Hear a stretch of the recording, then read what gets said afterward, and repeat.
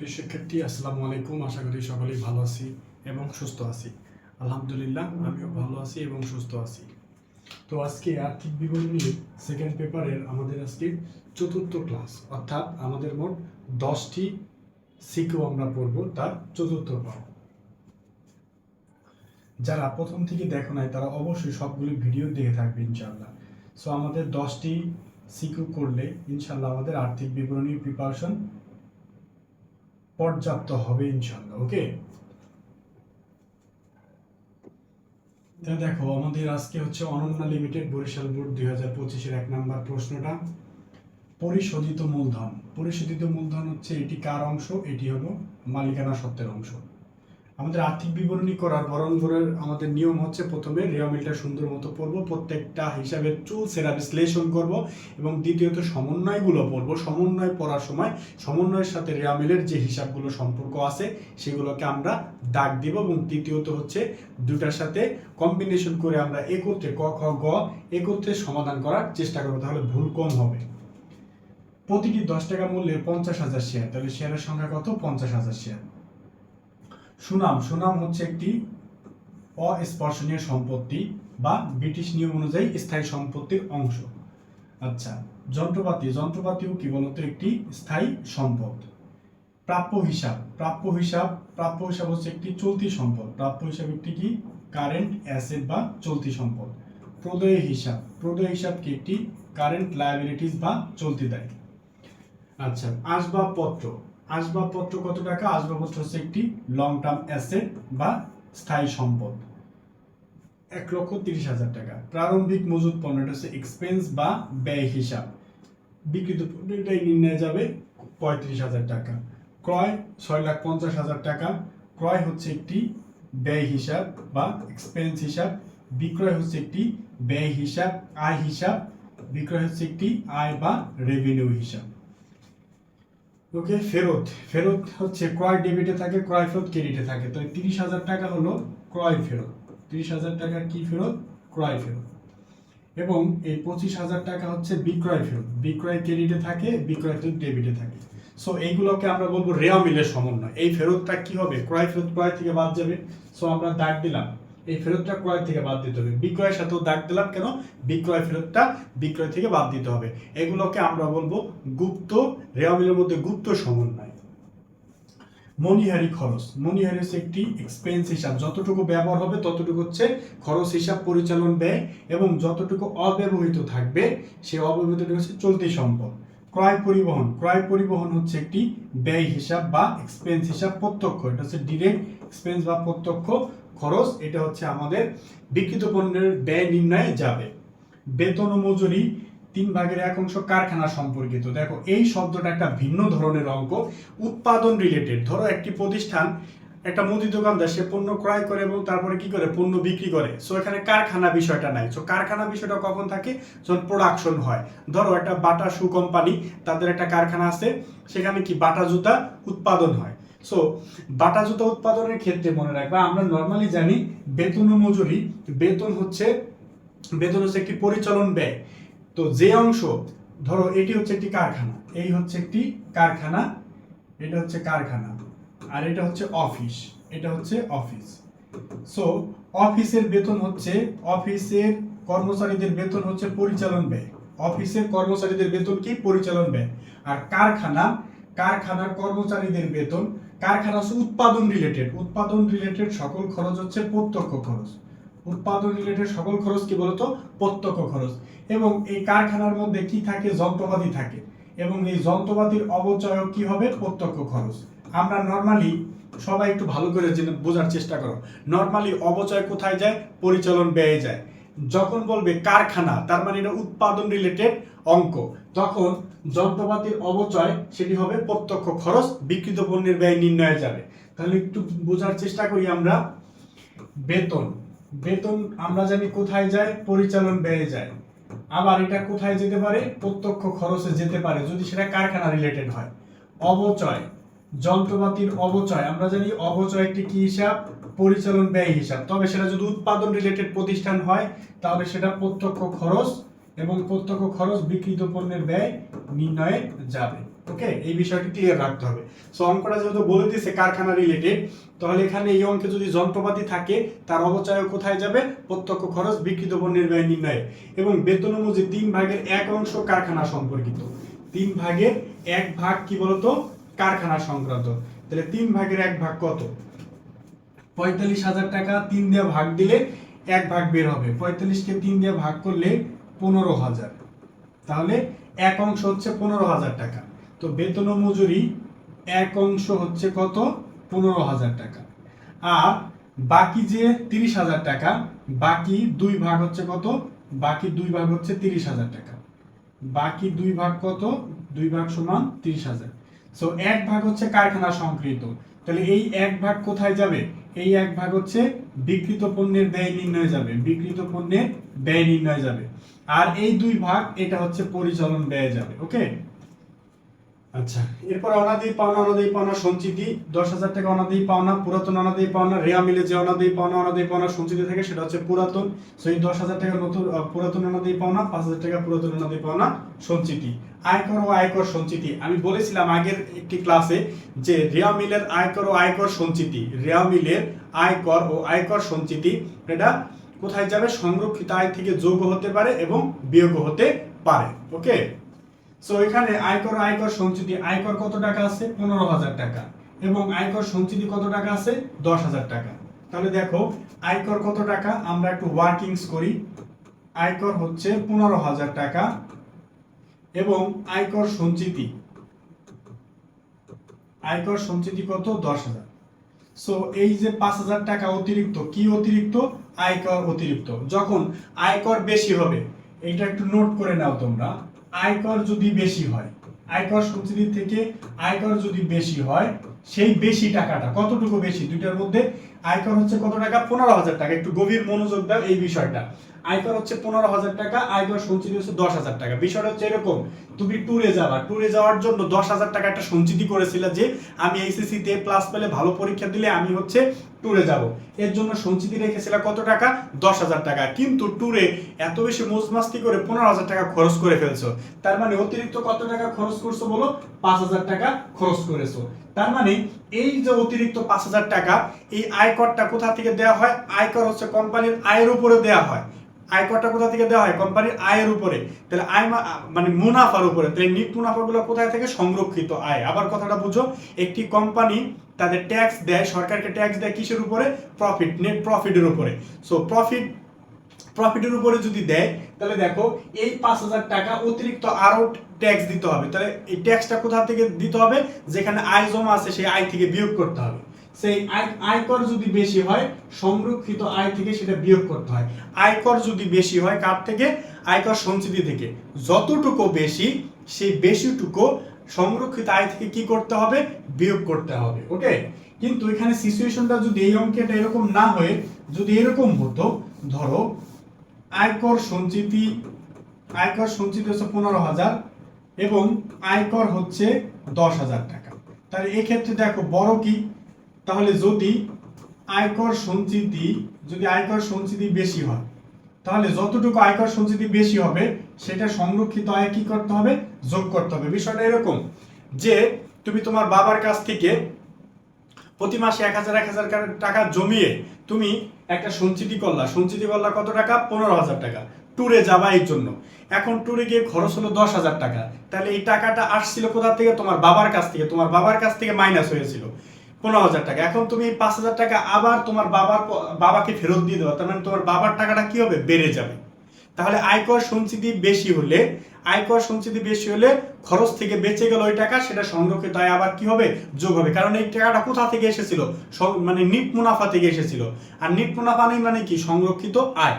তাহলে সহজ কথা, আয়কর বেশি হলে মানে খরচ বেশি হয়েছে, তাহলে এই আয়করটা কোথা থেকে দিতে হবে? সংরক্ষিত আয় থেকে বিয়োগ করতে হবে। আর আয়কর সঞ্চিতি যদি বেশি হয়, তাহলে খরচ থেকেও টাকা বেশি রয়ে গেছে, তাহলে যেখান থেকে টাকা এসেছিল সেখানে গিয়ে আবার কি হবে? যোগ হবে। ক্লিয়ার? এটা নোট করে রাখবা। তাহলে আয়কর এবং আয়কর সঞ্চিতি দুইটা যদি একত্রে থাকে, আয়কর যদি বড় হয়, তাহলে সংরক্ষিত আয় থেকে বিয়োগ, আর আয়কর সঞ্চিতি যদি বেশি হয়, যতটুকু বেশি ততটুকু সংরক্ষিত আয়ের সাথে কি হবে, যোগ। এবার প্রশ্ন আসতে পারে যদি আয়কর শুধু আয়কর থাকে, শুধু আয়কর থাকলে সংরক্ষিত আয় থেকে বিয়োগ। এবার প্রশ্ন হতে পারে ভাইয়া যদি রেওয়া মিলের মধ্যে শুধু আয়কর সঞ্চিতি থাকে, এই যতগুলা কথা বললাম এগুলো নোট করবা। রেওয়া মিলের মধ্যে যদি শুধু আয়কর সঞ্চিতি থাকে তাহলে সংরক্ষিত আয় থেকে কি হবে, যোগ। তাহলে সামারি হচ্ছে কি, রেওয়া মিলে শুধু আয়কর আছে, সংরক্ষিত আয় থেকে বিয়োগ। রেওয়া মিলে শুধু আয়কর সঞ্চিতি আছে, সংরক্ষিত আয়ের সাথে যোগ। রেওয়া মিলে দুটোই আছে, আয়করও আছে আয়কর সঞ্চিত আছে। এবার দুটাকে যোগ বিয়োগ করতে হবে, কে বেশি আছে। যদি আয়কর বেশি হয়, যতটুকু বেশি সঞ্চিতি থেকে যতটুকু বেশি ততটুকু সংরক্ষিত আয় থেকে বিয়োগ করতে হবে, এবং আয়কর সঞ্চিতি যদি বেশি হয়, যতটুকু বেশি ততটুকু সংরক্ষিত আয়ের সাথে যোগ করতে হবে। আশা করি এই 4টা পয়েন্ট সুন্দর করে নোট করে রাখবা। তাহলে আয়কর আয়কর সঞ্চিতি এখানে হচ্ছে 5,000 টাকা, এই 5,000 টাকা হচ্ছে সংরক্ষিত আয় থেকে কি করতে হবে, বিয়োগ করতে হবে, কারণ আয়কর বেশি আছে। তাহলে এটা সংরক্ষিত আয়ের সাথে কাজ। অন্তর্বর্তীকালীন লভ্যাংশ, অন্তর্বর্তীকালীন লভ্যাংশ কাকে বলে? অন্তর্বর্তীকালীন ইন্টারিম ডিভিডেন্ড। ইন্টারিম ডিভিডেন্ডটা হচ্ছে, ধরো এটা একটু ভালোভাবে বোঝার চেষ্টা করবা। দেখো এই হলো মনে করো ডিসেম্বরের 31শে ডিসেম্বর, 31 ডিসেম্বর। আচ্ছা, ব্যবসা খুব ভালো যাচ্ছে, ব্যবসা মনে করো রাজীব ভাইয়ের ব্যবসা খুব ভালো যাচ্ছে। তো ভালো যাওয়ার কারণে আমি কি করলাম, বছরের মাঝখানে যখন বুঝলাম যে আমার ব্যবসা খুবই ভালো যাচ্ছে, তো তখন আমি কি করলাম, আমার যারা কর্মচারী আছে তাদেরকে আমি বললাম, বা আমার যারা কোম্পানির মালিক আছে তাদেরকে আমি কি করলাম, অগ্রিম ডিভিডেন্ড মনে করো আগাম লভ্যাংশ দিয়ে দিলাম। আবারও কথাটা বোঝার চেষ্টা করি। মনে করো আমার একটা কোম্পানি আছে, সেই কোম্পানির শেয়ার হোল্ডার আছে। আমি যখন দেখলাম এই কোম্পানিতে প্রচুর এই বছর প্রফিট হচ্ছে, তখন আমি বছরের মাঝখানে কি করলাম, কিছু অগ্রিম লভ্যাংশ দিয়ে দিলাম, মানে আগাম এই বছর অনেক লভ্যাংশ দিয়ে দিলাম। বিষয়টা এইভাবে তোমাকে বলি, ধরো আমার এই বছর আল্লাহর রহমতে আমাকে অনেক টাকা, অনেক ছাত্রছাত্রী হচ্ছে, অনেক ছাত্রছাত্রী পড়াচ্ছি। তো আমি তোমাদেরকে কি করলাম, যে আমি বললাম শোনো তোমাদেরকে এবার তো অনেক ছাত্রছাত্রী পড়াচ্ছি, তোমাদের মিনিমাম তোমাদের 50,000 টাকা আমি এবার খাওয়াবো, তোমাদের ট্রিট দিব। কমপক্ষে কত টাকা খাওয়াবো, 50,000 টাকা খাওয়াবো, ঠিক আছে? তো যেহেতু 50,000 টাকা খাওয়াবো, আচ্ছা এক কাজ করি, তোমাদেরকে আমি এখনই 30,000 টাকা খাওয়াই দিই, হ্যাঁ তোমাদেরকে ট্রিট দিয়ে দিলাম, বছরের মাঝখানে 30,000 টাকা দিয়ে দিলাম। ওকে, এখন বছরের শেষে এসে আমি বললাম দেখো তোমাদের তো টোটাল ট্রিট দেওয়ার কথা ছিল 50,000 টাকা, বলো তো অলরেডি কত দিয়ে ফেলছি, 30,000, তাহলে আর কত দিব, 20,000। তাহলে বছর শেষে কত দিলাম, 20,000। টোটাল তোমাদেরকে 50,000 এর ট্রিট দিলাম। আগে অন্তর্বর্তীকালীন লভ্যাংশ মানে হচ্ছে এই 30,000। তাহলে কোম্পানি অগ্রিম আগাম যে লভ্যাংশ দিয়ে দেয় সেটা হচ্ছে অন্তর্বর্তীকালীন লভ্যাংশ। সো কোম্পানি অন্তর্বর্তীকালীন লভ্যাংশ কত দিল, 30,000। কোম্পানি বছরের শেষ দিনে গিয়ে ডিসিশন নিল যে কোম্পানি টোটাল 50,000 লভ্যাংশ দিবে। কত টাকা দিবে, 50,000 টাকা লভ্যাংশ দিবে, এবং বলে দিল আমি যে এখানে আমি 50,000 দিব, এই 30,000 সমন্বয় করতে হবে। কোম্পানি মাঝখানে কত টাকা দিয়েছিল, 30,000। অন্তর্বর্তীকালীন লভ্যাংশ কত, 30,000। বছরের শেষ দিনে এসে বললো ওই 30,000 কিন্তু সমন্বয় করতে হবে, আমি মোট 50,000 লভ্যাংশ দিব। তাহলে বলো এই বছরের শেষ দিনে এসে কোম্পানি কত টাকার ডিভিডেন্ড দিবে, 20,000 টাকার দিবে। তাহলে এই 20,000 টাকা হচ্ছে ঘোষণাকৃত লভ্যাংশ। ক্লিয়ার? তাহলে অন্তর্বর্তীকালীন লভ্যাংশ এটা কি করতে হয়, সংরক্ষিত আয় থেকে বিয়োগ করতে হয়। নগদ তহবিল, নগদ তহবিল হচ্ছে একটা কারেন্ট অ্যাসেট, চলতি সম্পদ। ওকে,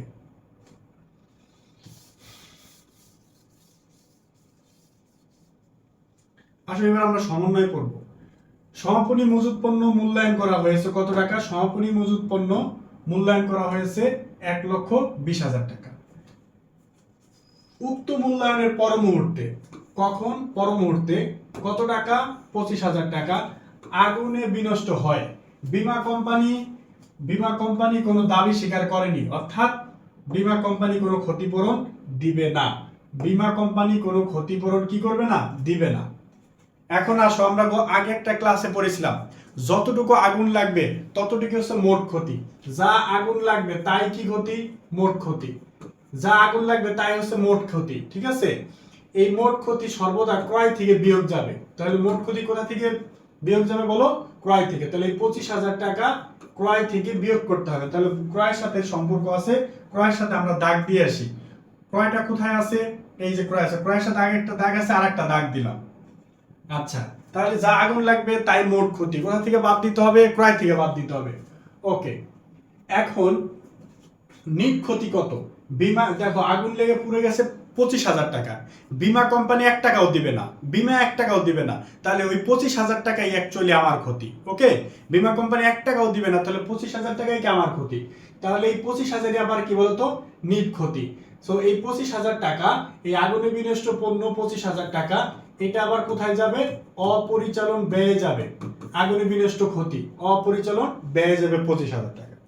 এইবার আগুনে বিনষ্ট পণ্য সমাপনী মজুদ থেকে বিয়োগ করব নাকি করব না? দেখো বিয়োগ করব কেন? নরমালি চিন্তা করো যে আজকে 31শে ডিসেম্বর, এই হচ্ছে 31শে ডিসেম্বর, এই যে বছরের শেষ দিন।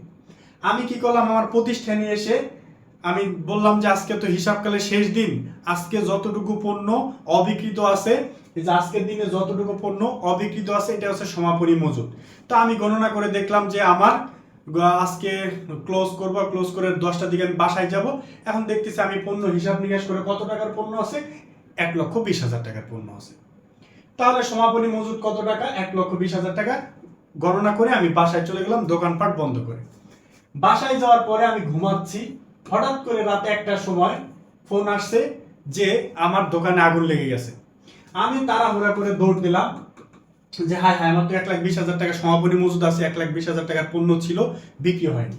আমি গিয়ে দেখলাম কি, হায় হায়, 25,000 টাকার পণ্য পুড়ে গেছে। তাহলে বলো, আমি গণনা করেছিলাম কত? 1,20,000 টাকা সমাপনী মজুদ, কিন্তু এখন দেখে কি কত টাকা আগুন লেগে গেছে? 25,000 টাকার পণ্য আগুন লেগে পুড়ে গেছে। এইবার বলো, এই 25,000 টাকা তো ছাই হয়ে গেছে, তাই না? তাহলে এই 25,000 টাকা, এই 20,000-এর মধ্যেই তো 1,20,000 টাকার পণ্যই তো পুড়ে গেছে 25,000 টাকা। তাহলে অবশ্যই এই আগুনে বিনষ্ট পণ্য, তাহলে কথাটা এরকম, আগে সমাপনী মজুদ পণ্য মূল্যায়ন করেছি, পরে যদি আগুন লাগে তাহলে এই 25,000 অর্থাৎ এই আগুনে বিনষ্ট পণ্য সমাপনী মজুদ পণ্য থেকে বিয়োগ করতে হবে। এটা তো ছাই, এই ছাইটা এখান থেকে কি করতে হবে? বিয়োগ করে দিতে হবে। তাহলে এখান থেকে 25,000 টাকা বিয়োগ করলে অ্যাকচুয়ালি সমাপনী মজুদ পণ্য হয় হচ্ছে তোমার 1,05,000 বাদ দিলে 95,000 টাকা হচ্ছে সমাপনী মজুদ। সমাপনী মজুদ কোথায় যাবে? একবার বিক্রিত পণ্যের ব্যয় নির্ণয়ে যাবে, আর একবার চলতি সম্পদে যাবে। তাহলে পুরোটা আবার সামারি বলি, সমাপনী মজুদ কত? 95,000, কোথায় যাবে? বিক্রিত পণ্যের ব্যয়, আর একবার চলতি সম্পদে। আগুন লাগছে যা আগুন লাগে, যত টাকার পণ্য নষ্ট হবে আগুন লেগে, সেটা হচ্ছে মোট ক্ষতি। মোট ক্ষতি কি করতে হয়? ক্রয় থেকে বাদ দিতে হয়। বীমা কোম্পানি 1 টাকাও দিবে না, তাহলে ওইটা পুরাটাই আমার নিট ক্ষতি। এই নিট ক্ষতিটা কোথায় যাবে? এটা অপরিচালন ব্যয় যাবে, আগুনে বিনষ্ট পণ্য নয়। আশা করি বুঝতে পারছি, একটা এন্ট্রি অনেক জটিল। প্রাপ্য হিসাবের 5% অনাদায়ী পাওনা সঞ্চিতি রাখতে হবে। সো প্রাপ্য হিসাবের সাথে আমরা দাগ দেব। প্রাপ্য হিসাব কোথায় আছে? প্রাপ্য হিসাব কি আছে?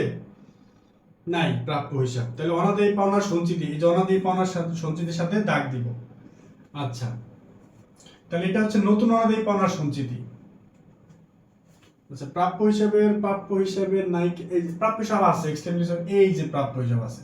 সো প্রাপ্য হিসাবের এই যে 70,000 টাকা, এর কত পার্সেন্ট? এর হচ্ছে 5% অনাদায়ী পাওনা সঞ্চিতি রাখতে হবে। আচ্ছা, তাহলে 70,000 টাকা 5% করলে কত হবে? 70,000 টাকা 5% করলে হবে, এখানেই করি, প্রাপ্য হিসাব 70,000 ইন্টু হচ্ছে 5% নতুন সঞ্চিতি রাখতে হবে।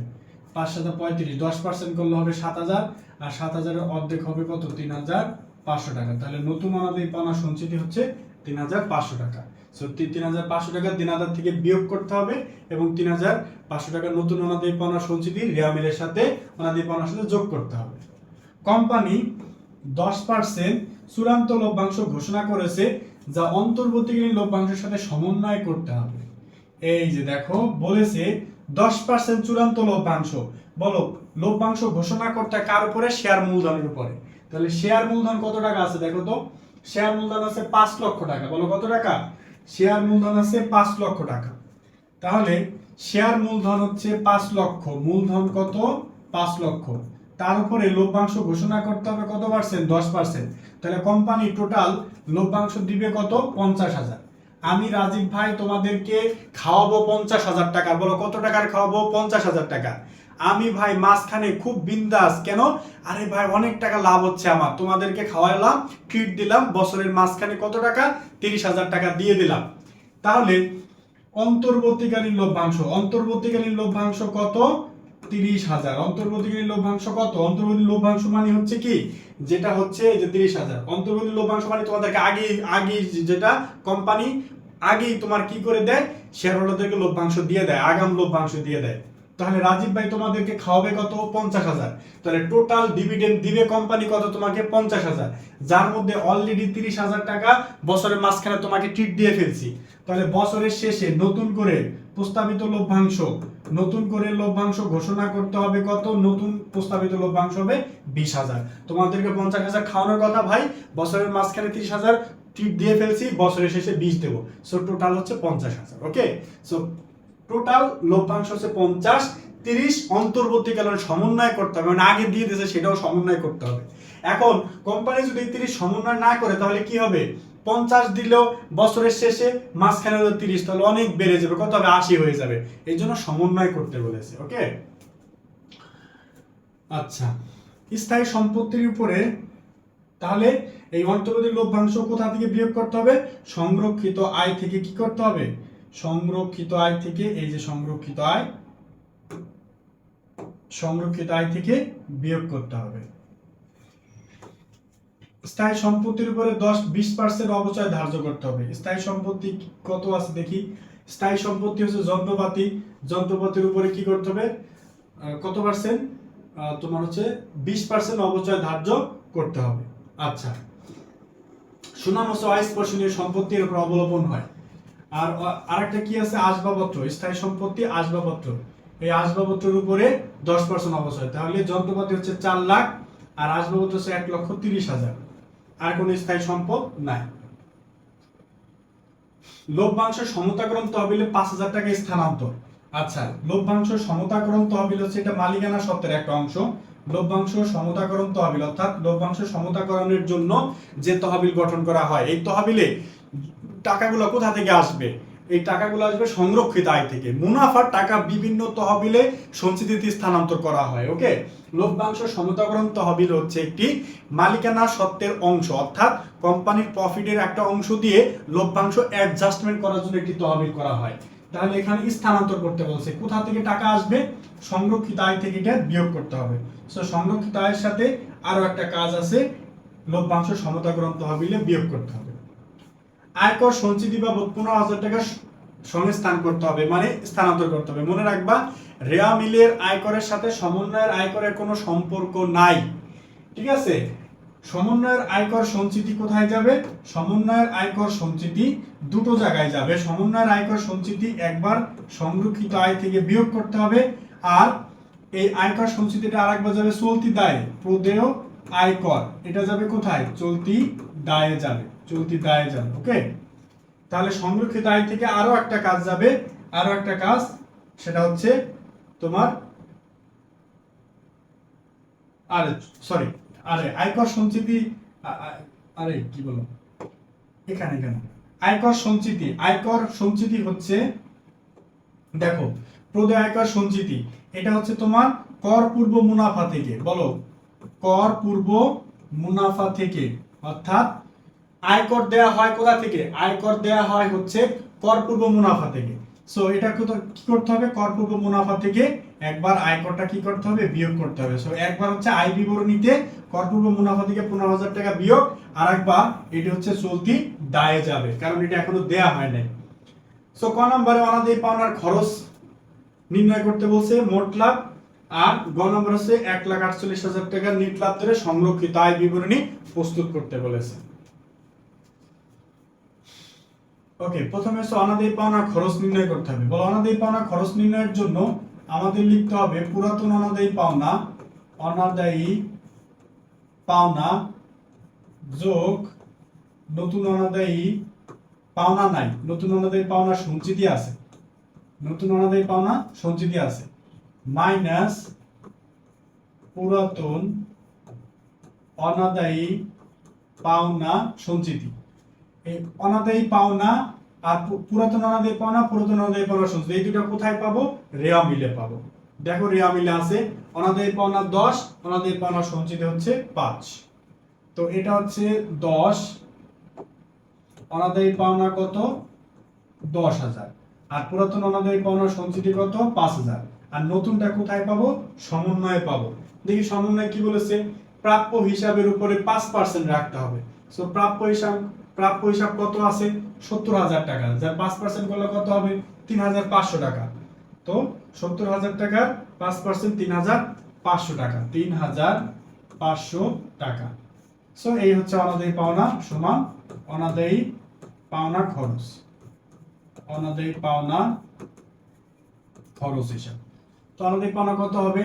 13,500 থেকে 5,000 বিয়োগ করতে হবে 7,500, মানে কি 13,500 মাইনাস 5, তাহলে কত হবে? 8 5 13, 8,500, 8,500। সো আমাদের উত্তর হচ্ছে অনাদায়ী পাওনা খরচ কত? 8,500 টাকা।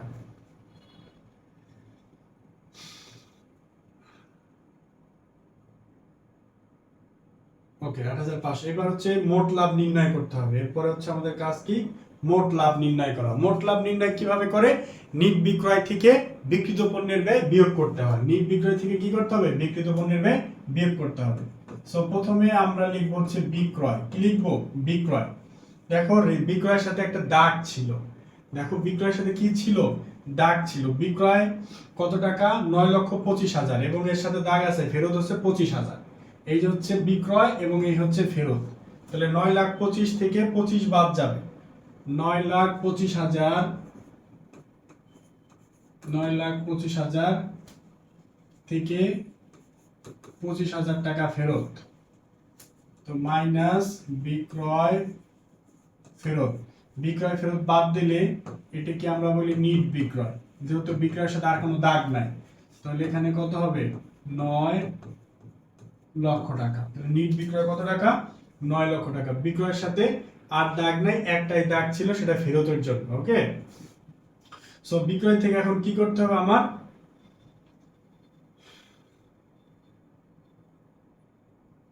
আচ্ছা, বিক্রয় থেকে আমার বিক্রয় ফেরত। আচ্ছা, আমরা চাইলে ক খ গ অনুযায়ী করতে পারি, অথবা আমরা কি করতে পারি? শুরু থেকে পড়ব, শেষ পর্যন্ত করব।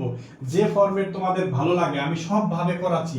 ঠিক আছে, এক কাজ করে শুরু থেকে শেষ পর্যন্ত আমরা পড়ি, পড়ে একবার করব, অঙ্ক সব শেষ হবে। ওকে, পরিশোধিত মূলধন হচ্ছে মালিকানা সত্ত্বের অংশ। তাহলে এই অঙ্কে মালিকানা সত্ত্ব নির্ণয় করতে বলে নাই, কারণ গ নম্বরে সংরক্ষিত আয় বিবরণী প্রস্তুত করতে বলেছে। ওকে, আর 1,48,500 টাকা আমরা একটু গতে লিখে নিই, যেহেতু তিনটা আমরা একসাথেই করব। আচ্ছা, তিনটা একসাথেই করব। সংরক্ষিত আয় বিবরণ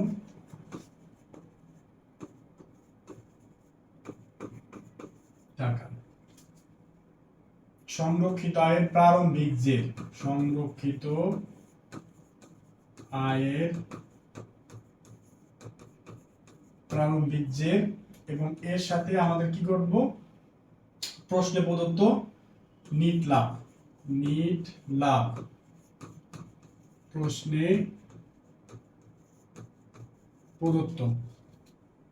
প্রদত্ত কত টাকা বলছে?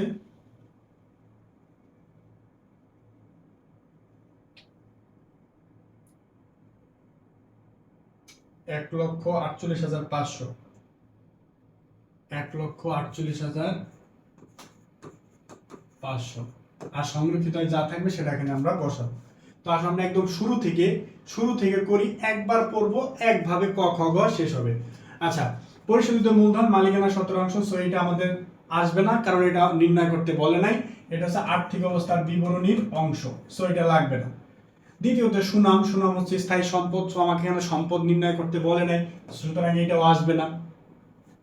যন্ত্রপাতি হচ্ছে একটি সম্পদ এখানে নির্ণয় করতে বলে নাই, সুতরাং এটিও যাবে না। আচ্ছা, এরপরে দেখো প্রাপ্য হিসাব কি একটি চলতি সম্পদ এখানে নির্ণয় করতে বলে নাই, সুতরাং এটাও যাবে না। প্রদেয় হিসাব চলতি দায়, এটাও যাবে না, কারণ সম্পদ নির্ণয় করতে বলেনি। আসবাবপত্র, এটা যাবে না, কারণ সম্পদ নির্ণয় করতে বলেনি। প্রারম্ভিক মজুত পণ্য যাবে কিনা? হ্যাঁ যাবে। কেন যাবে? কারণ প্রারম্ভিক মজুত পণ্য আমাদের খতে দেখো কি নির্ণয় করতে বলেছে, মোট খতে হচ্ছে খতে কি নির্ণয় করতে বলেছে, খতে হচ্ছে মোট লাভ নির্ণয় করতে বলছে। সো মোট লাভ মানে কি, বিক্রয় থেকে বিক্রিত পণ্যের ব্যয় বাদ দিতে হবে। সো এখানে আমাদের প্রারম্ভিক মজুত লাগবে। নিট বিক্রয় বাদ, নিট বিক্রয় থেকে কি বাদ দিবা, বিক্রিত পণ্যের ব্যয়, বিক্রিত পণ্যের ব্যয়। এখন আসো বিক্রিত পণ্যের ব্যয় নির্ণয়ের সময় কি করতে হয়, প্রথমে প্রারম্ভিক মজুত লিখতে হয়, প্রারম্ভিক মজুত।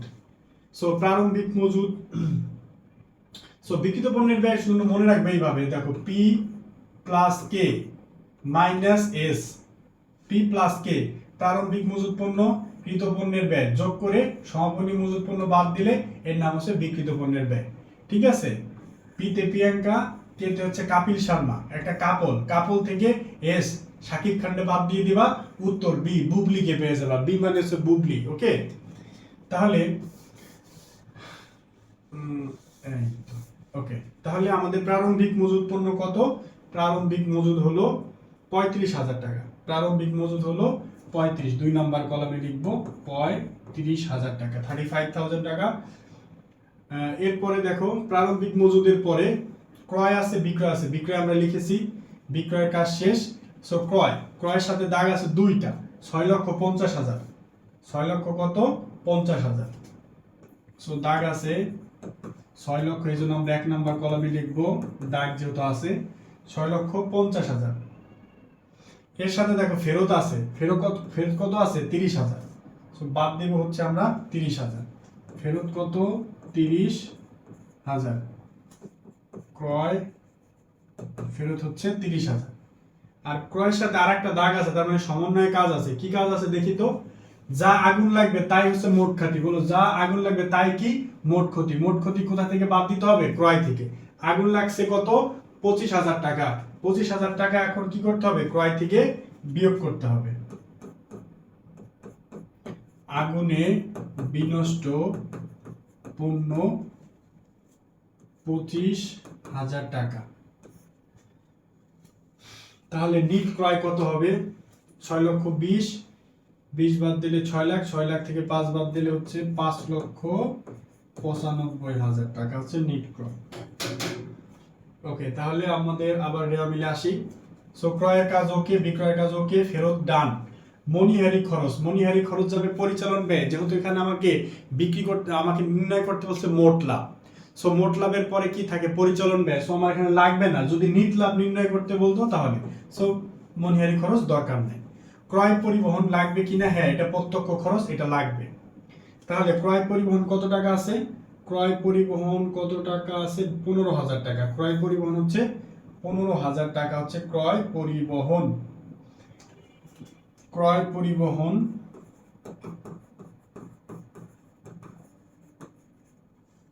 কত বললাম, ক্রয় পরিবহন হচ্ছে 15,000 টাকা। ক্রয় পরিবহন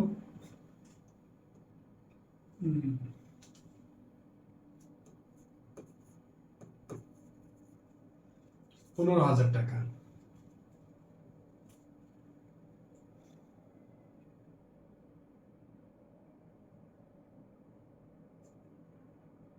ওকে, আচ্ছা এটা তুমি চাইলে এখানে রাখতে পারো, প্রথম ঘরে 5 লক্ষ, প্রথম ঘরেও রাখতে পারো, এখানে দিতে পারো। ক্রয় পরিবহন হচ্ছে কত, 15,000 টাকা। ক্রয় পরিবহনের পরে, ক্রয় পরিবহন হচ্ছে 15,000, এরপরে দেখো ওকে ডান। এরপর বেতন ও মজুরি কারখানা রিলেটেড, তো কারখানা রিলেটেড বেতন ও মজুরি সেটা হচ্ছে প্রত্যক্ষ খরচ হিসেবে যাবে। কারখানা রিলেটেড বেতন ও মজুরি কোথায় যাবে, প্রত্যক্ষ খরচে যাবে। তাহলে এখানে দেখো 1 ভাগ, কারখানা হচ্ছে 3 ভাগের 1 ভাগ কারখানা, তাহলে 1 ভাগ কত টাকা, 15,000 টাকা। সো এখানে বিক্রিত পণ্যের ব্যয় নির্ণয় যাবে বেতন ও মজুরি, এই বেতন ও মজুরি হচ্ছে 3 ভাগের 1 অংশ, 3 ভাগের 1 অংশ কারখানা। তাহলে এখানে কত টাকা, 15,000 টাকা যাবে।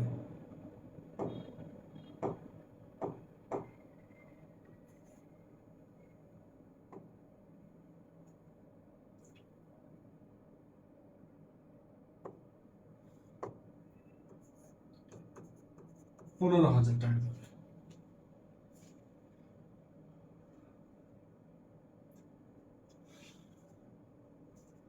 ওকে, তারপরে গেল বেতন মজুরি।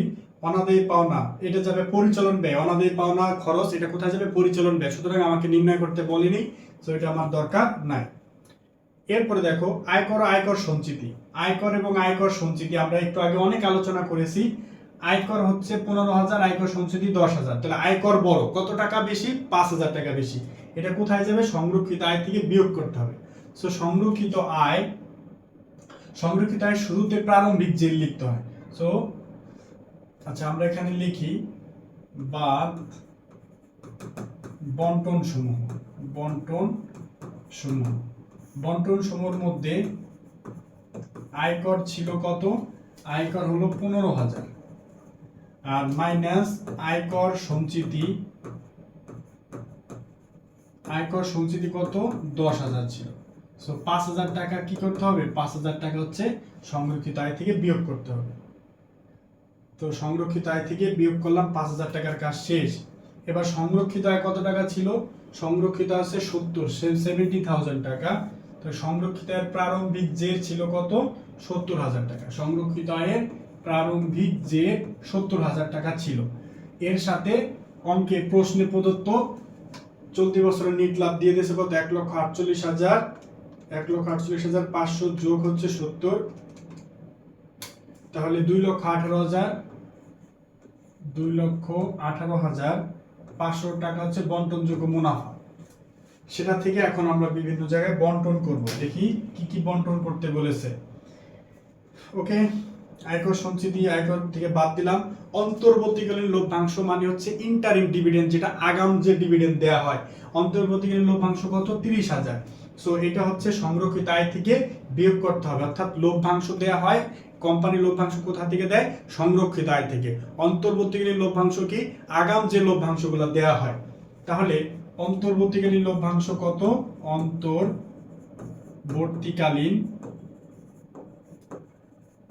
অন্তর্বর্তীকালীন লভ্যাংশ হলো 30,000। অন্তর্বর্তীকালীন লভ্যাংশ হলো 30,000। তারপরে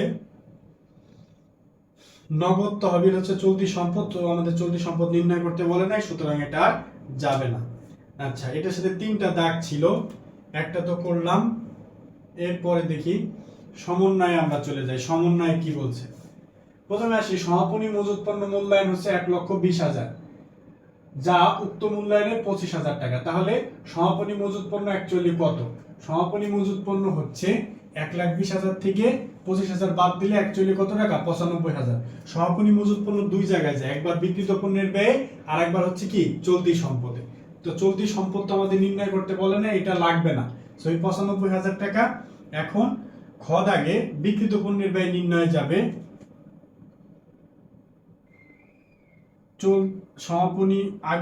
সমাপনী মজুত পণ্য, সমাপনী মজুত পণ্য। দেখো সমাপনী মজুত পণ্য অ্যাকচুয়ালি ছিল কত? ছিল হচ্ছে সমাপনী মজুত পণ্য ছিল হচ্ছে 25,000, কিন্তু সেখান থেকে আগুন লাগছে কত? 25। তাহলে 1,20,000 থেকে 25,000 বাদ দিলে অ্যাকচুয়ালি সমাপনী মজুত পণ্য কত হবে? 95। তাহলে সমাপনী মজুত পণ্য কত লিখবা? সমাপনী মজুত পণ্য লিখবা এখানে 1,25,000 থেকে মাইনাস 1,20,000 থেকে 25,000 মাইনাস করলে কত হবে? 95,000 টাকা। 95,000 টাকা হচ্ছে সমাপনী মজুত। তাহলে মাইনাস সমাপনী মজুত। আরেকবার চলতি সম্পত্তিতে যাবে, তো সেখানে তো আমাদের নাই, সো এটা লিখতে হবে না। সমাপনী মজুত আগুনের 25,000 টাকা কি? আগুনে বিনষ্ট পণ্য, সেটা কোথা থেকে বাদ দিতে হবে? ক্রয় থেকে বাদ দিতে হবে। আর অপরিচালন ব্যয় তো এখানে নাই, আর আসবে না। ওকে, তাহলে ক্রয় থেকে বাদ দিয়েছি, আগুনে বিনষ্ট পণ্য, সমাপনী মজুত পণ্য থেকেও বাদ দিয়েছি। আর তাহলে আমাদের এই কাজ ওকে। প্রাপ্য হিসাবের 5% আমাদের পাওনা সঞ্চিতি রাখতে হবে। তাহলে প্রাপ্য হিসাব থেকে বিয়োগ করতে হবে চলতি সম্পদ। সো এটা আমাদের লাগবে না, এটার কাজ ওকে, এটার কাজ ওকে। কোম্পানি 10% চূড়ান্ত লভ্যাংশ ঘোষণা করেছে। তাহলে কোম্পানির দেখো, কোম্পানির 5 লক্ষ টাকা হচ্ছে শেয়ার মূলধন। কোম্পানির শেয়ার মূলধন কত? 5 লাখ। তার 10% লভ্যাংশ ঘোষণা কত টাকা করবে? 50,000। বলছে অন্তর্বর্তী লভ্যাংশের সাথে সমন্বয় করতে হবে। সো 50,000 টাকা টোটাল ডিভিডেন্ড দেওয়ার সিদ্ধান্ত নিয়েছে। তার মধ্যে অলরেডি আগে অন্তর্বর্তীকালীন দিয়ে দিয়েছে কত? 30। তাহলে নতুন করে প্রস্তাবিত লভ্যাংশ কত হবে? 20,000 টাকা। সো প্রস্তাবিত লভ্যাংশ কি করতে হয়? প্রস্তাবিত লভ্যাংশ হচ্ছে সংরক্ষিত আয় থেকে বিয়োগ করতে হয়, আর চলতি দায়ে লিখতে হয়। সো চলতি দায় তো নাই, তো বাদ। এই 20,000 টাকা কি কি করতে হতো? এই 20,000 টাকা হচ্ছে চলতি দায়ে ছিল যেত, আর হচ্ছে সংরক্ষিত আয় থেকে বিয়োগ করতে। দেখো আমি তোমাদেরকে খাওয়াবো বলেছিলাম কত? 50,000। অলরেডি তোমাদেরকে টিট দিয়েছি কত? 30,000। আর 20,000 টিট এখনো দেই নাই। তাহলে তোমার কাছে আমার দায় কতটুকু? 50,000 টাকার দায় নাকি 20,000 টাকার দায়? তোমাকে তো আমি অলরেডি 30,000 টাকা দিয়েই দিছি, তোমাদেরকে খাওয়াইছি, টিট দিছি। তাহলে চলতি দায় যাবে কত? এই 20,000, যেটা এখনো তোমাদেরকে টিট দেইনি। তো চলতি দায় তো বলে নাই, বা তাহলে প্রস্তাবিত লভ্যাংশ কত হবে? প্রস্তাবিত লভ্যাংশ হবে 20,000। প্রস্তাবিত বা ঘোষণাকৃত লভ্যাংশ কত? 20,000।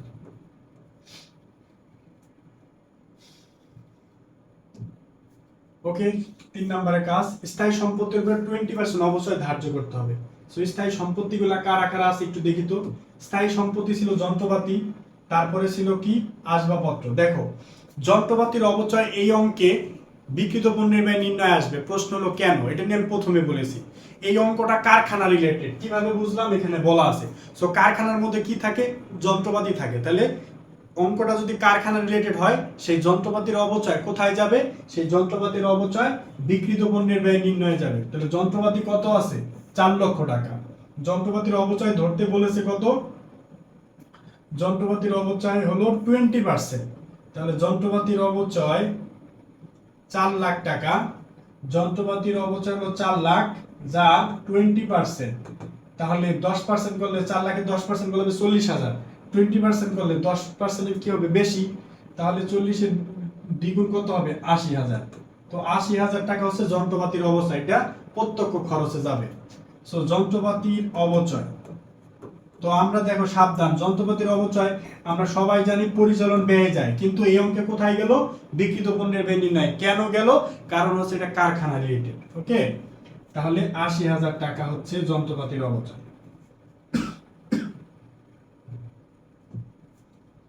ওকে, তাহলে স্থায়ী সম্পত্তির আর কি ছিল? আসবাবপত্র। আসবাবপত্র যাবে না এখানে। লভ্যাংশ সমতাকরণ তহবিলে 5,000 টাকা স্থানান্তর করতে হবে। যত তহবিলে সঞ্চিতিতে টাকা স্থানান্তর করতে হয়, এটা কোথাকার টাকা? মুনাফার টাকা। মুনাফার টাকা কোথায় গচ্ছিত থাকে? সংরক্ষিত আয়। তাহলে সংরক্ষিত আয় থেকে 5,000 টাকা কি করতে হবে? বিয়োগ করতে হবে। সংরক্ষিত আয় থেকে 5,000 টাকা কি করতে হবে? বিয়োগ করতে হবে। লভ্যাংশ সমতাকরণ তহবিলে স্থানান্তর। লভ্যাংশ সমতাকরণ তহবিলে স্থানান্তর 5,000 টাকা। ওকে, গেল 5 এর কাজ। আরেকবার এই লভ্যাংশ সমতাকরণ তহবিল আরেকবার কি হতো? এই লভ্যাংশ সমতাকরণ তহবিল আরেকবার মালিকানা সত্ত্বে যেত। যেহেতু মালিকানা সত্ত্ব নির্ণয় করতে বলে না, দ্যাটস ওয়াই যাবে না। আরেকবার কাজ। 6 নাম্বার দেখো, আয়কর সঞ্চিতি।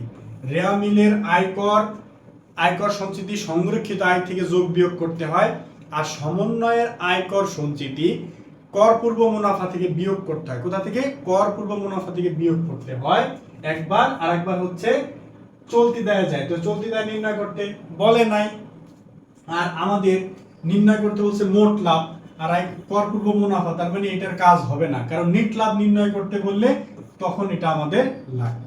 ওকে, তাহলে তো আমাদের কাজ শেষ, দ্যাটস অল। তো এবার আমাদের ক্যালকুলেশন করতে পারি। দেখো এখানে হচ্ছে আমাদের খতে আমাদের মোট লাভ নির্ণয় করতে বলেছিল, মোট লাভ। ওকে, তাহলে আমরা খটা করি, ক্যালকুলেশন করি। প্রারম্ভিক মজুদ,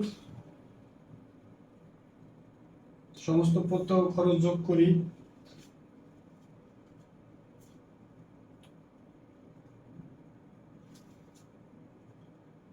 $5,95,000 নিট ক্রয়। 5,95,123 যোগ 30,000 যোগ 80। তাহলে কৃত পণ্যের ব্যয় হচ্ছে 7,05,000 টাকা। 7,05,000 টাকা হচ্ছে কৃত পণ্যের ব্যয়, এর সাথে এই যে পিকেএসবি যোগ করেছিলাম, পির মান কত, পির মান হচ্ছে 35,000 টাকা, আর কে হচ্ছে যে এটা হচ্ছে কে এর মান, মানে কৃত পণ্যের ব্যয়, ক্রয়ের সাথে আনুষঙ্গিক যত খরচ, কৃত পণ্যের ব্যয় কত, 7,05,000 টাকা। তাহলে দুটো যোগ করলে কত হবে, 7,40,000 টাকা যোগ 35, 1 2 3, 7,40,000 থেকে এবার কি বাদ দিবা, বিক্রিত সমাপনী মজুত পণ্য। তাহলে পি যোগ কে, প্রিয়াঙ্কা যোগ Kapil Sharma minus Shakib Khan equal to Bubly. B মানে হচ্ছে বিক্রিত পণ্যের ব্যয়, বলো বি মানে কি, বিক্রিত পণ্যের ব্যয়। তাহলে এটা থেকে এখন মাইনাস হচ্ছে 95,000, 95, 1 2 3, তাহলে 6,45,000 টাকা, এখানে হবে 6,45,000 টাকা। 9 লক্ষ থেকে 6,45,000 বাদ যাবে, 2,55,000 টাকা হচ্ছে মোট লাভ।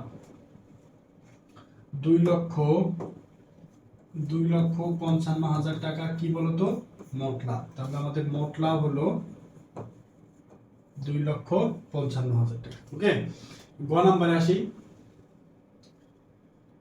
সংরক্ষিত এর প্রারম্ভিক যে চলতি বছরের নেট লাভ দেওয়া ছিল, টোটাল বন্টনযোগ্য মুনাফা, সেখান থেকে আমরা এগুলো বাদ দিলাম, আয়কর অন্তর্গত লভ্যাংশ, প্রস্তাবিত লভ্যাংশ, লভ্যাংশ সমতাগ্রহণ তহবিলে স্থানান্তর। আচ্ছা, তাহলে এখানে কত, 50 আর 10, 60,000 টাকা। এই 60,000 টাকা বিয়োগ করলে 2,18,000 মাইনাস, তাহলে 1 লক্ষ কত টাকা, 1,58,000 টাকা হচ্ছে সমাপনী সংরক্ষিত আয়। সংরক্ষিত আয় সমাপনী যে, সংরক্ষিত আয়ের সমাপনী যে, দেখি তো উত্তর, হ্যাঁ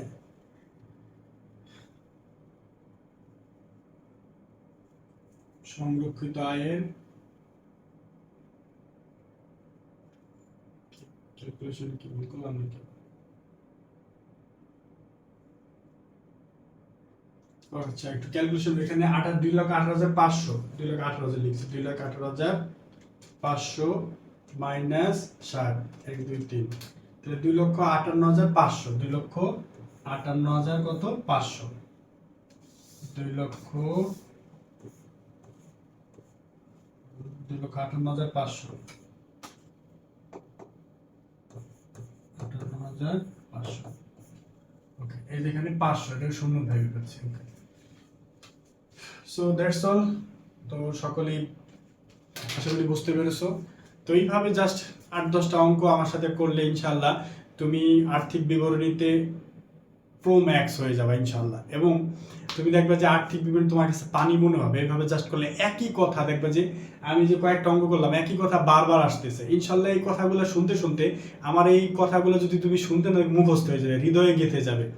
হ্যাঁ, তুমি দেখবে যে পরীক্ষার হলে ইনশাল্লাহ এইগুলো আসবে, যে আমার কথাগুলো তোমার কানে ভাসবে। সো আমি তোমাকে অনুরোধ করবো ক্লাসগুলো বারবার ভালোভাবে শোনার চেষ্টা করবে। এখন শেষ মুহূর্তে যতটুকু সময় আছে তুমি ক্লাসটা মনোযোগ সহকারে করো, আর নিজে একবার করো, নিজে অবশ্যই একবার করবা, নিজে একবার করলে ইনশাল্লাহ অবশ্যই পারবা।